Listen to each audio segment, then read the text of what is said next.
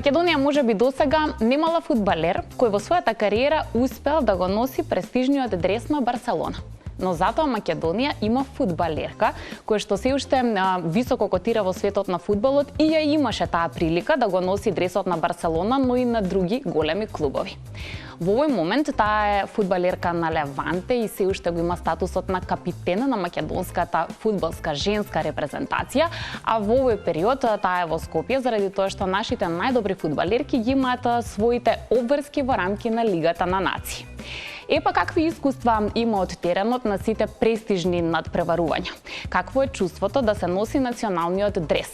Како таа ги доживува оние стереотипи кои што верувам дека веќе полека светот ги надминува, да се биде жена и да се биде фудбалерка?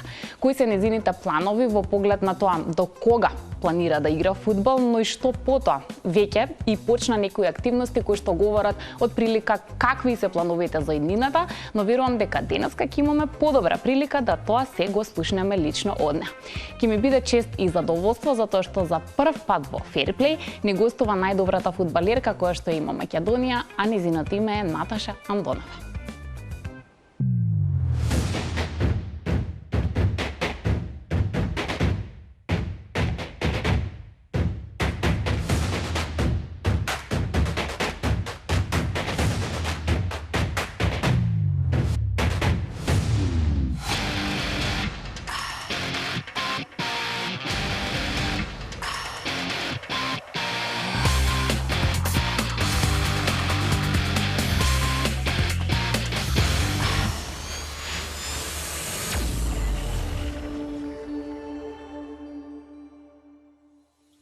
Латвија на никој начин има ноќна мора од Наташа Андонова, заради тоа што овој циклус во Лигата на нации таа го стартуваше со еден феноменален гол од корнер постигнат на гостински терен. Не е прв против овој противник, вторе, така што затоа го кажав овој факт на почетокот. Важно ни е дека македонските фудбалерки славеа победа на оваа средба. Напоменувам, овој разговор денешен го снимаме и го правиме пред да го одиграме оној друг надпревар со Словенија, така што за тој надпревар не можеме да дадеме било каков коментар, но искуството на Наташа интернационално, а и во селекцијата на Македонија е многу големо, така што ќе ми биде чест и задоволство за прв пат на тема фудбал да разговарам токму со неа. Наташа, добри дојде во Телма и во студиото на Ферплей. Добро ја најдов, Јана, благодарам за гостувањето. Честитам за голот. Велам не прв, втор. Случајност или среќа, како и да е, како ти го доживеа овој погодок? Добили доста честитки затоа што видов дека на социјалните мрежи тоа видео кружеше, стана на некој начин вирално. Оние кои сакаат фудбал го видоа голот од корнер. Баш така, баш така. Па ја би рекла дека не е случајно, затоа што стварно доста ги тренирам овие слободни удари, корнери, така да не е мој прв гол во кариерата од корнер, но како што значи секој гол ми е посебен, така овие од корнер се нешто е посебно затоа што се ремек дело. Колку години си во македонска репрезентација, имаме бројка и дали ги броиш головите? Веројатно има статистика. Колку гола си постигнала за Македонија? Па, искрено не знам ни колку официјални утакмици имам, а тоа стварно сакам да го знам. А 15 години сум во женската репрезентација. 15 години. Да. Како се чувствуваш во моментов? Дали твоите колешки во репрезентација имаат, да речам, во доволна мера почит и респект, без разлика на клубски план, што се си направила, туку дека 15 години играш за Македонија и го носиш овој дрес, дали уживаш таков статус, значи да има доволно почит кон цел твој влог досегашен за Македонија? Па искрено ти кажам, стварно имам многу почит од сите мои колешки, од стручниот штаб, од цела федерација, затоа што кога ќе се каже моето име, стварно ме почитуваат и јас кажам тоа не е случајно, затоа што јас не сум тип на личност што се фали сама, зборуваат луѓето за мене, зборуваат бројките, како што вика Криштијано Роналдо, зборуваат тоа што во кои клубови сум била, така да со самото тоа луѓето ме почитуваат, но и јас ги почитувам луѓето, затоа што според мене прво е да се биде личност, а после да се биде фудбалер.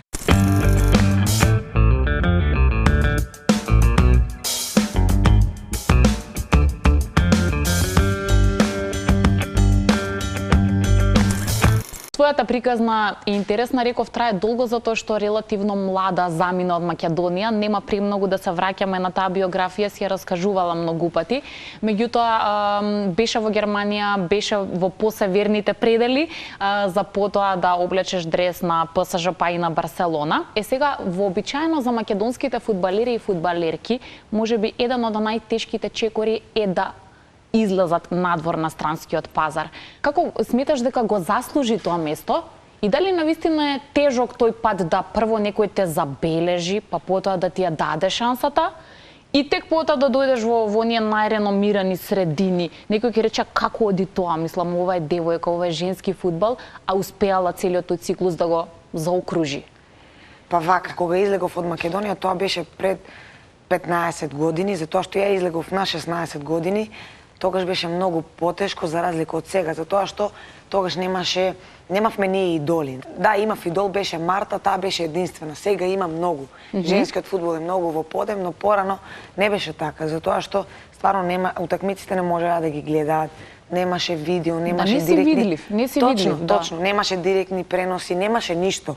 Али јас ја имав, не знам, јас желбата ја имав уште од мала. Јас му кажав на татко ми, ако ја имав 13 години, ако му кажав, ако до 15, 16 ја не се продадам, јас нема фудбал тука во Македонија да играм. Затоа што јас во Македонија освоив се што можеше да се освои и бев прогласена 10 години подред најдобра фудбалерка и за мене што можеше да се освои тука во Македонија се освои, моја цел беше да излезам во странство.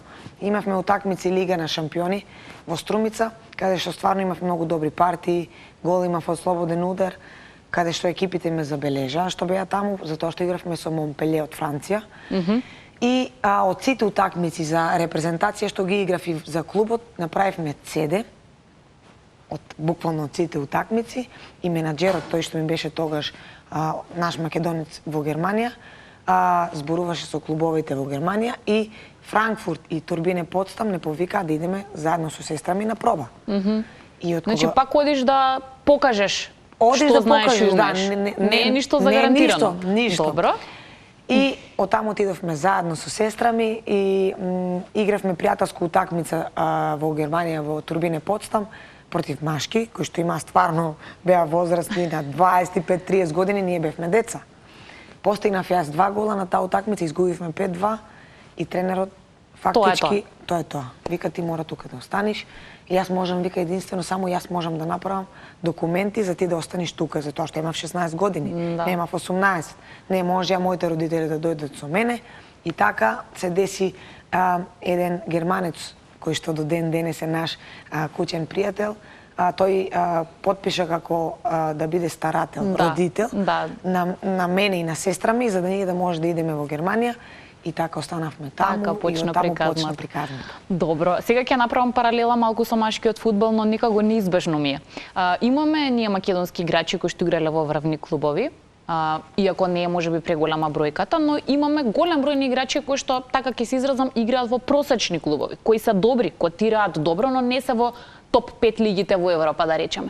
И сега, ако некој од тие наши фудбалери го прашаш кој дрес сакаш да го облечеш, сигурно секој од нив ќе рече сакам Барселона, сакам Реал Мадрид, сакам Манчестер Юнајтед, не знам, сакам Челси, ПСЖ.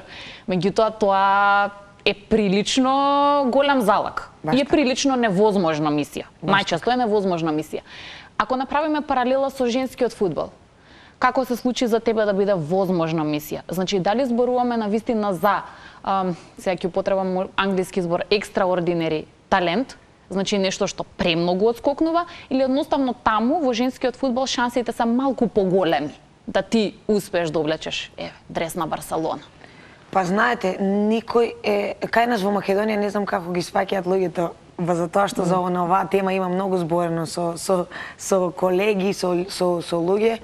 За да бидеш и да играш во една Барселона, треба да бидеш екстра талент, треба да бидеш нешто многу подобро од играчите кои што се таму во Барселона. Затоа што они не зимаат играч така заради тоа што ти си Наташа Андонова, не. Јас сум Наташа Андонова, ама они ме зимаат поради тоа што јас имам фудбалски. Моментално, пример сега во Барселона, се најдобриот клуб во светот, жените. Мажите не сега паднаа малку, ама жените се најдобар тим во светот. Така да сега моментално да влезеш во Барселона е многу тешко. И беше тешко, но јас имав многу добри партии во Шведска, игравме Лига на шампиони, исто во ПСЖ, и они од таму ме видеа и го контактира мојот менаџер, и мојот менаџер ми рече Барса те сака. И јас искрено бев и сум се уште фан на Реал Мадрид, и некако, знаеш, не бев многу на почетокот за да идам, затоа што Барса пред, да кажам, 9-10 години не беа професионален тим. Тоа беше 2017, јас кога отидов, останав таму до 2019, 2 години, и кога отидов таму, значи, буквално се залюби во клубот, во фановите, во се. Каде во ова досегашно патешествие, односно кариера, ти било најтешко? Во смисла, каде бил можеби најголем притисокот поради атмосферата во клубот, поради челниците, поради тренерите? Значи, кои ти биле она баш најтешки и најпод притисок моменти во кариерата? Најтешки ми беа во Германија. Во Германија? Дефинитивно во Германија, затоа што имав 16 години, не знаев англиски, не знаев германски, а таму само во клубот ни бара да знаеме германски, и ми беше многу тешко. Значи, многу тешко затоа што не бев никогаш оделувана од дома. Значи, јас сум од Неготино, што се вика, ни сама немав одено во Скопје, затоа што 16 години, значи бев тарон дете. Да. И ми беше стварно многу тешко затоа што тренерот беше, мислам, се уште има, мислам дека има околу 85-6 години, тогаш кога јас бев имаше 71-2, и стварно тој е тренер од старата генерација, и што викаат кај нас руска школа. Значи кај него нема попуштање, нема, значи, низ прсти. Точно, баш така. По прсти нема шанси. Значи, или си добар, мора да правиш тоа што он кажува. Имавме многу тренинзи, тоа беше стварно тежок период, али фала му на Господ, на тој тежок период јас можам да кажам дека станав личност која што сум сега. Затоа што од тешките моменти ние стануваме многу посилни. Да. Дали ова значи дека тоа придонесе да поподготвена отидеш во други средини каде што може би дресот е позвучен? Ете, не мора да значи дека атмосферата е толку затегната, меѓутоа облекуваш, нели, дрес на сериозно име, на голем бренд.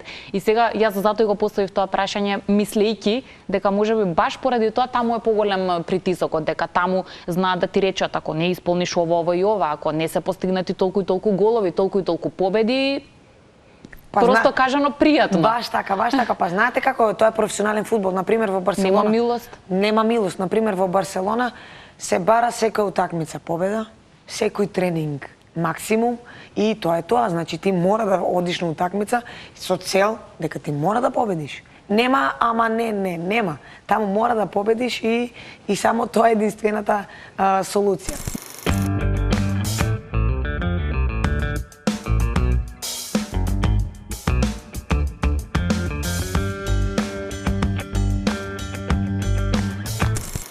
Како си се справувала со моментот на конкуренција? Тимските спортови го носат тоа. Може би е убаво што одговорноста ја делите, заслугата за победата исто така ја делите. Меѓутоа, секој пат внатре во тимот постои некоја барем блага доза на конкуренција и секој мора да се бори за своето место. Во тој поглед си имала ли многу потешкоти? Па да, затоа што например во клубовите на секоја позиција има најмалку по 3 играчи. Ти мора секој тренинг и секоја утакмица, и дали ќе ти дадат да играш пример 10 минути, дали 90, дали 50, ти мора да дадеш максимум, затоа што некој позади тебе чека. Само нешто грешка да направиш, да немаш добра утакмица, за да ти го земе местото. Ама тоа е стварно една многу добра и позитивна работа, затоа што ти како играч напредуваш. Зошто? Ако јас немам конкуренција, Ќе стагнираш? Ќе стагнирам. Да. Зошто? Па немам конкуренција. Јас дали играм добро, дали тренирам добро, тоа е седно. Зошто? Затоа што нема кој да ме замени. А во случај кога имаш конкуренција, знаеш дека ако не изиграш добро, ако не тренираш добро, нема да играш. И тоа е една стварно добра работа, затоа што како играч можеш многу да напреднеш. Јас не се плашам искрено од конкуренција. Не те плаши? Не ме плаши никогаш. Па веројатно мора човек тоа да го има за да стигне до тие места каде што се стигнала ти. Инаку без тоа не може. Имаш ли некои ритуали, некои суеверија, некои навики, нешта кои што сакаш и мораш да ги правиш, дали пред тренинг, дали вон тренинг, дали пред натпревар, да речеме, Има ли некои такви нешта што се секогаш дел од твојата рутина? Па вака, јас секогаш зборам дека психичката работа, мислам психата најбитна кај секој, но кај спортистите посебно. Ако психички ние не сме добри и не сме јаки, тешко дека можеме добро да играме и да имаме добри утакмици. Така да јас многу се фокусирам на психата. Пред утакмица обавезно морам да си го исчистам скроз мозокот, значи не сакам да го чепкам телефонот неколку сати пред утакмица, скроз го исклучувам затоа што не сакам да имам непотребни работи, да гледам нешто што не ми е потребно. Со музика сум секогаш, тоа 100% и верувам многу во Господ. Така да се од него. Тие се нештата кои што ти значат, да. Имаш досега доста искуство, верувам и со машки и со женски тренери, повеќе или помалку, или само со машки тренери? Сакам да ми направиш една паралела, што мислиш дека е подобро за една женска екипа, затоа што, како велате, женска енергија на едно исто место некогаш можеби знае да биде проблематична, но кој можеби според тебе знае да има подобар пристап кога треба да се работи со женски тим? Кој подобро се справува, маж или жена на позиција тренер? Па до сега ми биле машки, само сум имала еден женски тренер, тоа Марија При во Леванте, 2 години ми беше она тренер. Па вака, не знам, искрено, пример, кога се работи за некој или кога има некои проблеми, каде што стварно не може машко да ги реши, женските тренери се тука и повеќе не разбираат. Затоа што сме жени, нормално. Верувам дека досега новинари, оние кои што од страна те гледаат, ти давале некакви епитети и го опишувале твојот стил на игра, ама ако треба ти сама накратко со неколку зборови да кажеш каква фудбалерка е Наташа Андонова, тогаш кои би биле оние твоите главни и основни карактеристики? Па мене ме споредуваат нонстоп со Горан Пандев. Женскиот Горан Пандев, јас така. Добро, во Македонија, да. Така бе, во Македонија женскиот Горан Пандев. Како јас, па јас имам, да кажам, имам добра техника. Добро. Да, имам добар шут. И среден играч, имам добра прегледност на играта и добар тимски играч. Добар тимски играч? Баш така. Тоа е многу важно во... Тоа е најбитно. Во тимските спортови. Да. Те нервира кога некој друг не е тимски играч? Секогаш има по некој таков? Па секогаш има, да, има по некојаш така, ама тренерите кои што ми биле тренери, кои што ми се сега не го дозволуваат тоа. Не го дозволуваат затоа што за да победиш мора да бидеш тим. Значи да, индивидуалните играчи се многу битни. Значи јас сум исто индивидуален играч. Кога треба да решам утакмица, често сум тука. Да. Ама најбитно од се е тимскиот спорт. Тимски дух. Тимски дух, баш така. И јас тоа го имам и не сум многу за тие индивидуалните играчи кои ќе ја земат топката и не ја подават на никој. Значи тоа не го сакам. Кога ќе дојдат оние важни надпревари, пример во Лига на шампиони, кога е ситуацијата да се биде или не, кога се игра финале, полуфинале или она понапредна фаза од надпреварување, ги доживуваш поинаку? Вистина тој притисок, таа трема е поинаква или во твојата перцепција надпревар е надпревар? Знаете како, на почетокот да. На почетокот затоа што кога ќе испадне, пример играш полуфинал или Лига на шампиони, излеваш на стадион каде што стадионот е фул и знаеш кога го немаш тоа искуство, малку како имаш трема. Не е исто, значи не е исто, но како со тек на времето имаш повеќе искуство, фудбалско искуство, играш полуфинали. Јас сега играм, сум играла многу финалини и многу полуфиналини во мојата кариера. Баш пред, мислам дека месец и пол игравме финали Барса за Суперкупот во Шпанија. И баш зборев со татко ми, не е исто како го доживав пред тоа сега, влеам на терен исто како да играм нормално. Веќе ти е порутински? Баш така, порутински. Да, па искуството си го прави своето. Па тоа зборам, искуството си го прави своето. Сега, например, немам трема пред ни една утакмица. Затоа што сум доста искусна и знам како да влезам во секоја утакмица. Да, си веруваш во себе. Добро што го спомена твојот татко во твоето семејство, освен твојата сестра, меѓутоа машкиот дел едноставно живее со фудбал, многу фудбалери. Дали тоа значи дека имаш многу критичари? Значи, почесто се критичари или поддржувачи сакаат ли да ги гледаат надпреварите, па потоа да кажат свое мислење, вака требаше, вака не требаше, ова беше добро или ова беше лошо? Па татко ми и мајка ми ги гледаат сите мои надпревари. Татко ми е мојот најголем критичар. Да, знае да биде строг. Многу. Вчера баш беше во хотел кај нас и изборевме со една колешка таму од репрезентација и јас се викам, мојот најголем критичар е татко ми. Зашто? Затоа што после секоја утакмица јас никогаш не сум слушнала. Ната изигра супер, така треба. Нема. Значи, тука сгреши, требаше тоа да направиш, требаше ова да направиш. Викам, тато, добро. Значи, остави ме еднаш да уживам. А мајка ми секогаш го критикува малку да ме остави да уживам после секоја утакмица.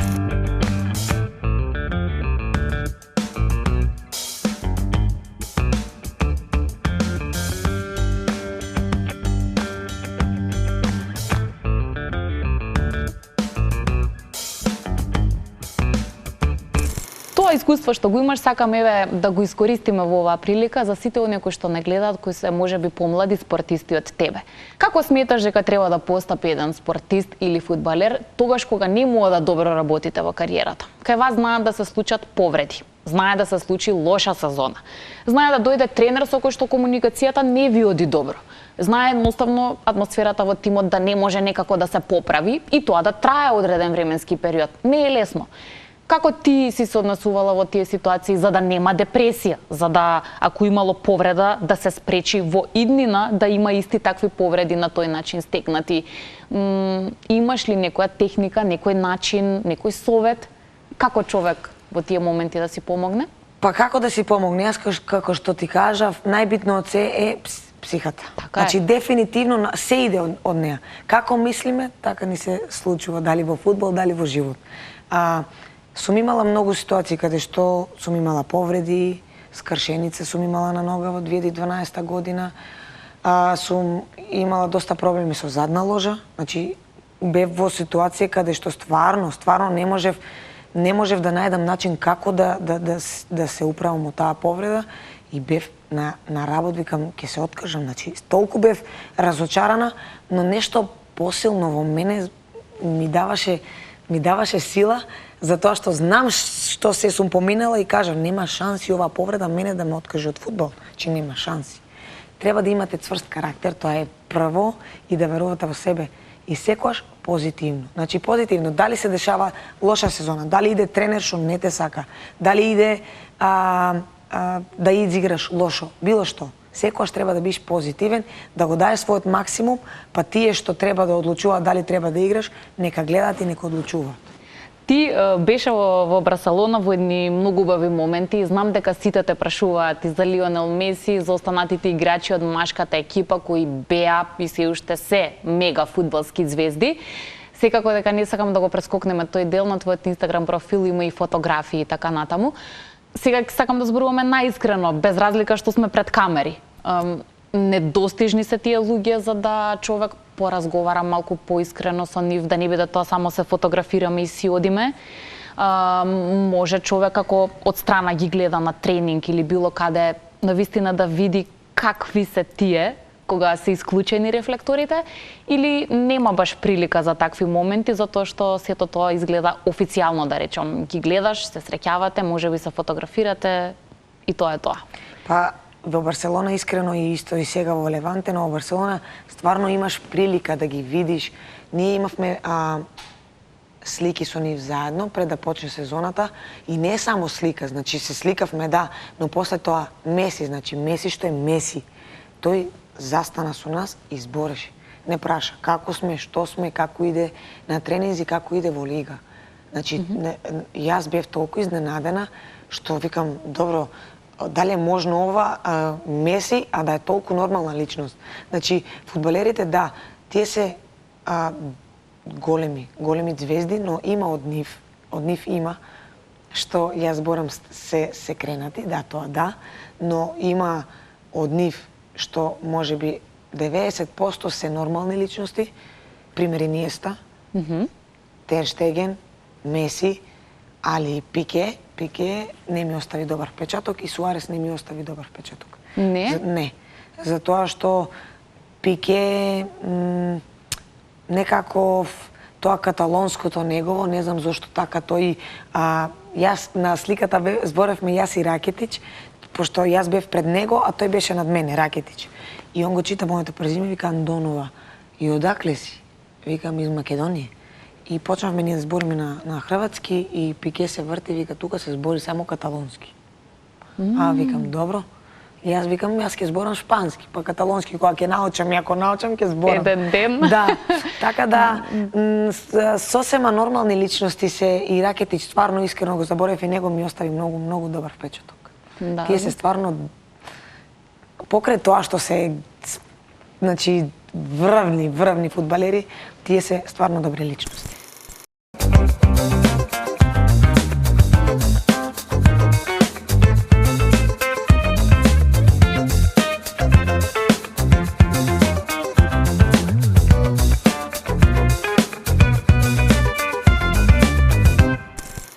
Каков статус имаат фудбалерките и во Барселона, па и сега во Леванте, каде што си, во смисла маживе кои веќе ги наброевме, верувам дека не може да излезат на улица и да пијат било каде кафе, затоа што фановите ќе ги нападнат. Едноставно таков им е статусот. Знае ли така да биде и со фудбалерките таму?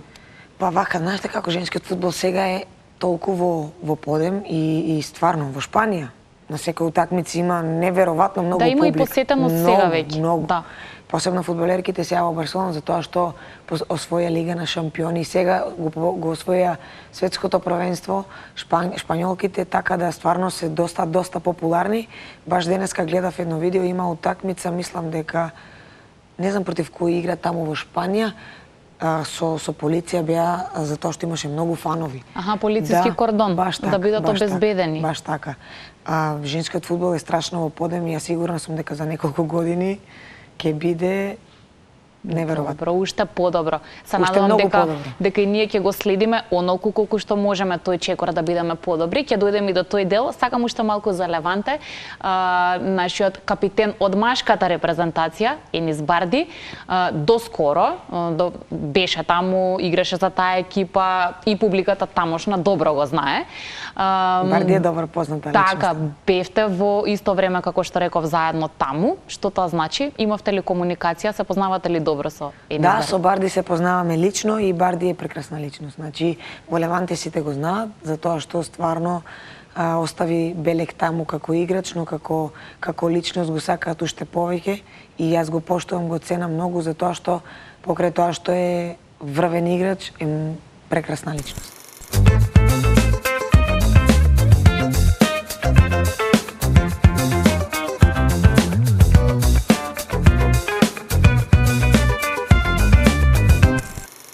Сега уште малку ќе се преселам на репрезентација. Долги години се таму, нештата се менуваат, селекторите се менуваат, нашиот статус се менува. Имаме да сме објективни тешки моменти.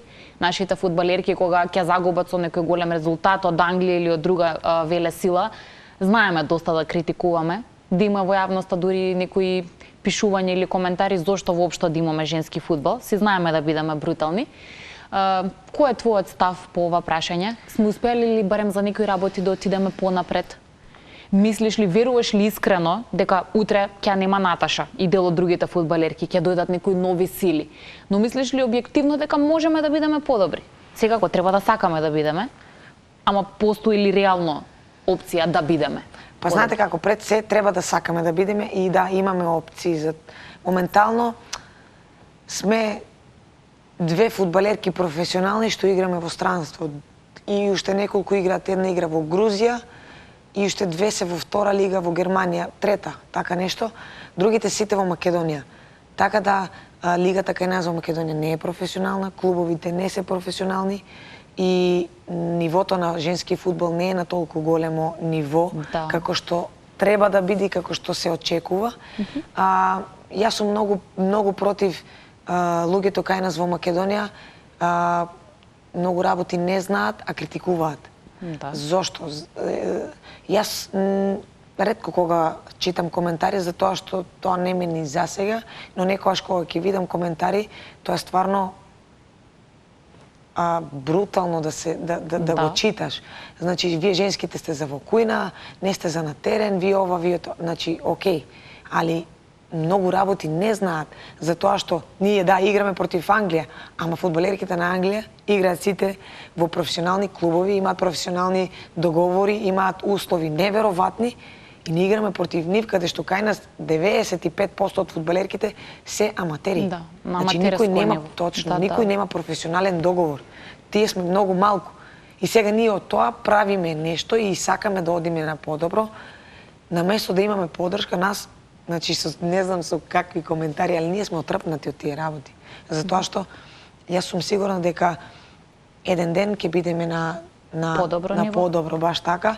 Можеби јас нема да бидам дел од таа репрезентација, затоа што нас времето полека ни минува, не можеме, нашата фудбалска кариера исто не е толку долга, но се надевам дека со добра работа, со прави личности, ќе бидеме на подобро ниво. Сакаат ли помладите, па еве и дури овие кои што имаат статус на аматери, зборуваме објективно, без никого да подцениме. Меѓутоа, чувствуваш ли дека сакаат кога ќе бидете на собир да научат на вистина нешто повеќе од вас? Значи да не ја доживеат Наташа, дошла Наташа што е, можеме да кажеме објективно, фудбалска звезда во женскиот фудбал, она ли сега мене ќе ми кажува. Значи, каков е односот? Навистина тоа ме интересира. Дали има искрен однос, Наташа, кажи ми ова како да го направам, или Наташа, ај видиме дали мислиш дека ова добро го правам, или не е тоа баш така? Има некои од нив што стварно сакаат да научат многу работи, има што сакаат да знаат, примери, како се храниме, како се хранам, што зимам, што правам пред утакмица.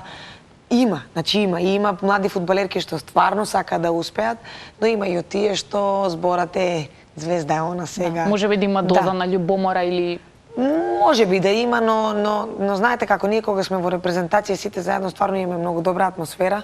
Значи стварно имаме добра атмосфера, многу. Добро. Се дружиме многу, кај нас нема дискриминација, кај нас нема албанки, македонки, турци, значи ние сме сите исто. Како што кажа и ти, го сменја селекторот сега после 8 години. Сега ни е селектор Александар Андов. До сега сме стварно супер задоволни. Да, ќе треба веројатно малку време, нели? Да, нормално, за да видиме значи, преку ног не може ништо, промената. Али се надевам дека ќе биде на подобро.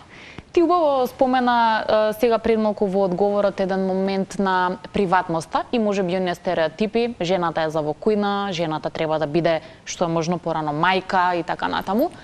Како ти се справуваш со тоа, во смисла ти пречело ли во приватноста, тоа што можеби некој ќе очекува дека ти некаде ќе дојдеш по дефолт во високи подпетици, елегантно облечена, или дека ќе треба да знаеш нешто да готвиш, наместо да облечеш копачки и да одиш на надпревар во фудбалска лига на шампиони. Во твојата приватност, во тоа што ти сакаш да бидеш приватно, дали ти пречи тоа што си фудбалерка? Не, во ниеден случај. Значи јас сум фудбалерка од мала. Значи од мала. Тоа сум јас и тоа е мојот живот. Значи јас не можам да бидам нешто што не сум. И никош не ми пречело, затоа што во приватниот живот, значи, се ми е сведено на фудбал, но исто така имам и некои проекти што сакам и надвор од фудбалот да ги правам, затоа што нормално кариерата кога ќе заврши мора да гледам и на иднината, така да се фокусирам повеќе на тоа.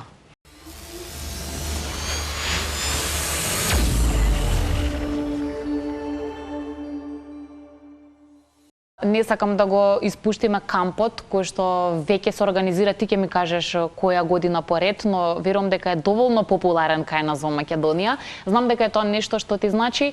Како започна идејата, ќе се обидеш накратко и мислиш ли дека добро ќе влијае на вистина на помладите кои сакаат фудбал, да им биде добра прилика за запознавање, за учење нови работи, да бидат на едно место, да земат добар пример.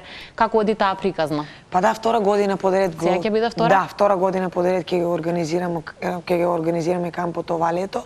И стварно сме многу задоволни и среќни од како помина првата година. Имаше многу деца, значи не беа само женски, него беа и машки и женски, затоа што јас сакам еднаквост, да се дружат, да бидат еднакви, да не бидат само женски, и беше многу, значи беше одлично. Оваа година пак ќе биде, но ќе биде во Дојран, во јуни месец, кога ќе ми заврши мене сезоната, затоа што да можам да бидам тука. И ти доаѓаш. Да, за да бидам присутна со нив, заедно.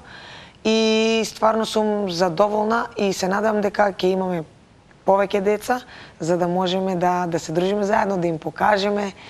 Минатата година имавме и нутриционист, имавме и спортски психолог, така да стварно и родителите беа многу задоволни за тоа што беа на состанокот, слушаа што им зборя на децата, и децата одма родителите ми зборија после тоа дека стварно некои од нив се смениле на подобро. Нели, собата не си ја чистеле кога биле Ама сега научиле? Да, а сега научиле. Да, така Добро. да се што е позитивно и што може да им придонеси, ние тоа го правиме. Добро, уште една работа, не е целта да биде реклама, видов интересни круасанчи, няма и ти си на нив. Имаш идеи за такви работи во поглед на здрава исхрана, некаков свој бренд, верувам тоа ќе се развива допрва, но тоа е едно од твоите желби? Баш така, да. Сега почнавме со круасан, Андонова премиум фуд се вика, и круасанот се вика Андонова, значи почнавме за тоа што нели, јас сум, може да кажам, доста позната кај нас и сакам децата да го видат.